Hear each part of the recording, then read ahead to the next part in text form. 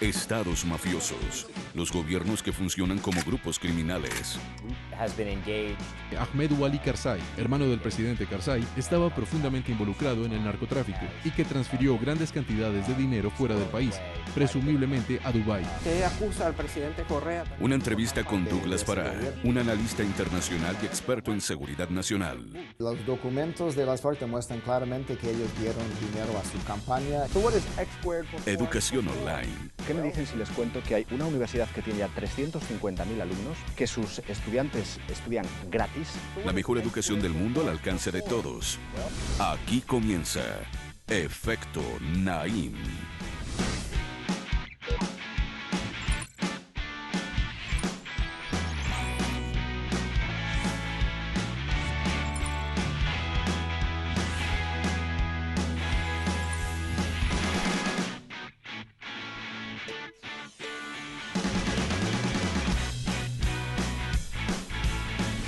Bienvenidos, soy Moisés Naim desde Washington. Gracias por dejarme entrar de nuevo en sus hogares. Los gobiernos corruptos siempre han existido. Dirigentes y funcionarios de todo el mundo en todas partes cobran sobornos, cometen delitos en complicidad con sus también corruptos socios del sector privado, por supuesto. En muchos países nadie se sorprende cuando arrestan a un juez, a un militar, a un policía por tener vínculos con el narcotráfico o cuando se descubre que una organización criminal ha financiado una campaña electoral. Esa tolerancia, esa complacencia nos impide percibir con claridad un nuevo actor que ha aparecido en el escenario mundial, los estados mafiosos. No se trata que son países donde hay muchas mafias o donde hay altos índices de corrupción o delincuencia o violencia criminal. No, son países donde los propios gobernantes controlan y dirigen a los grupos criminales. Los utilizan para defender sus propios intereses, para lucrarse, ellos y sus familiares, sus amigos, sus socios. Vean la explicación en el siguiente reportaje. Hay países donde reina la corrupción, donde el crimen organizado forma parte de la actividad económica, donde carteles o mafias le roban al Estado el control de ciertas regiones. Pero también hay países donde los gobiernos dirigen los hilos del crimen organizado, donde gobernantes y criminales se alían para lograr sus propósitos y acaparar el poder. Son los estados mafiosos.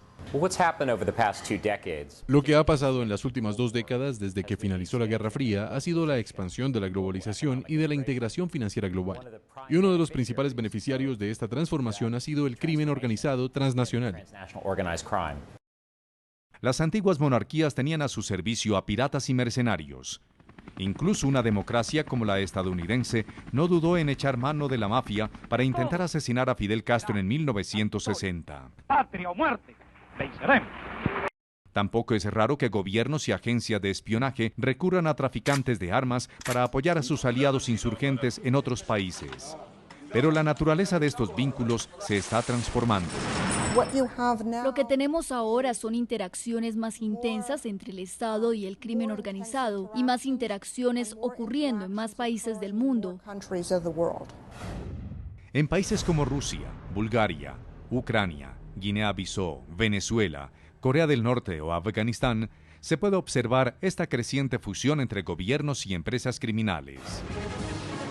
En Rusia, por ejemplo, las mafias han penetrado sectores de la economía con una importancia estratégica mundial.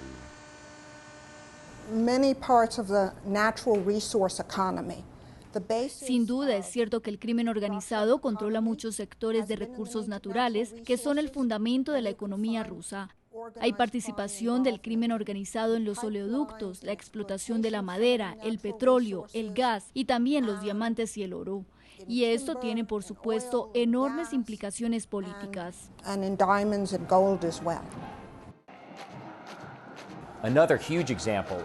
Otro ejemplo importante de un estado que funciona como una empresa criminal es Corea del Norte. Bajo el mandato de Kim Jong-il y ahora bajo su hijo, el gobierno se ha involucrado en toda clase de actividades criminales. Está involucrado en la producción de metanfetaminas, la falsificación de dólares norteamericanos y la transferencia ilegal de armamento. En Corea del Norte hay una fusión entre el gobierno oficial y los criminales transnacionales.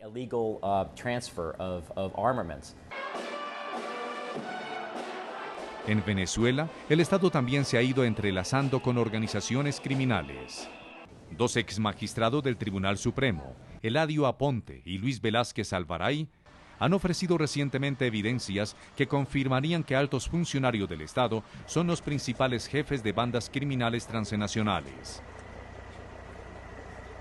Ya en 2008, Estados Unidos acusó al general Henry Rangel, actual ministro de Defensa y hombre de confianza del presidente Hugo Chávez, de apoyar el tráfico de drogas. Y un presunto capo venezolano del narcotráfico, Wally Maclet, dijo, al ser capturado en 2010, que tenía documentos, videos y grabaciones que involucran a 15 generales de la Fuerza Armada y a varias autoridades civiles. Yo le dije el otro día, mira, necesito que me pongas este comisario en la ciudad de Maracay. Esa fue en la ciudad de Maracay. Me dijo, bueno, eso te cuesta, por decirte algo, $100.000. No es casualidad que, según Naciones Unidas, Venezuela se haya convertido en el corredor por el que pasa la mitad de toda la cocaína destinada a Europa. Pero si hay un país donde impera la ley de los criminales, ese es Afganistán, el principal productor del mundo de opio.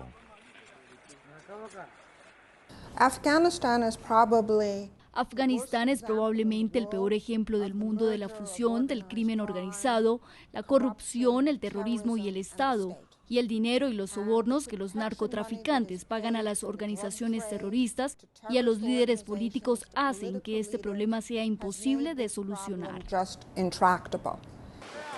Tan vinculados están el Estado y el crimen organizado en Afganistán que la familia directa del presidente ha sido acusada de traficar con narcóticos. Durante mucho tiempo se sospechó que Ahmed Wali Karzai, hermano del presidente Karzai, estaba profundamente involucrado en el narcotráfico y que transfirió grandes cantidades de dinero fuera del país, presumiblemente a Dubái. El presidente ha negado esto en múltiples oportunidades, pero la mayoría de los periodistas y agentes de inteligencia dan por hecho que su hermano fue asesinado en 2011, sí estuvo implicado en el narcotráfico.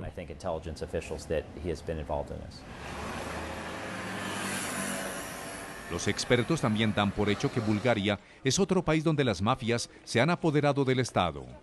Y los informes diplomáticos de Estados Unidos que han sido filtrados a la prensa corroboran estos señalamientos. Uno de esos cables, del año 2005, detalla la influencia de las redes criminales en todas las instituciones de Bulgaria, desde el gobierno al poder judicial. Los grupos delictivos hacen donaciones a los principales partidos políticos, controlan ayuntamientos y compran parlamentarios. Se ha dicho que Bulgaria no tiene crimen organizado, sino que el crimen organizado es dueño del Estado en Bulgaria. El tráfico de drogas, armas, seres humanos, petróleo o incluso material nuclear plantea un reto global. Y ese reto se agrava con el surgimiento de los estados mafiosos. Con ellos, el crimen transnacional se ha convertido en una fuente de inestabilidad mundial. Hasta ahora había habido dos categorías de grandes protagonistas en el campo de las relaciones internacionales. Por un lado, los estados, los países. Por otro lado, organizaciones no gubernamentales de todo tipo, empresas, iglesias, asociaciones humanitarias, defensores del medio ambiente y, por supuesto, bandas criminales que operan internacionalmente. El Estado mafioso moderno es una mezcla de ambas cosas. Es un gobierno, pero también es una organización criminal al mismo tiempo y de manera perfectamente y profundamente entremezclada. Este nuevo tipo de organización, el Estado mafioso, podría estar cambiando las reglas del juego mundial sin que nos demos cuenta. Después de la pausa, vamos a hablar con un experto sobre estados mafiosos. No se vayan, regresamos enseguida. Más adelante. El venezolano con el aval del gobierno de Chávez, muchísimas cosas que demuestran que hay una relación de Estado con un narcoguerrilla muy fuerte.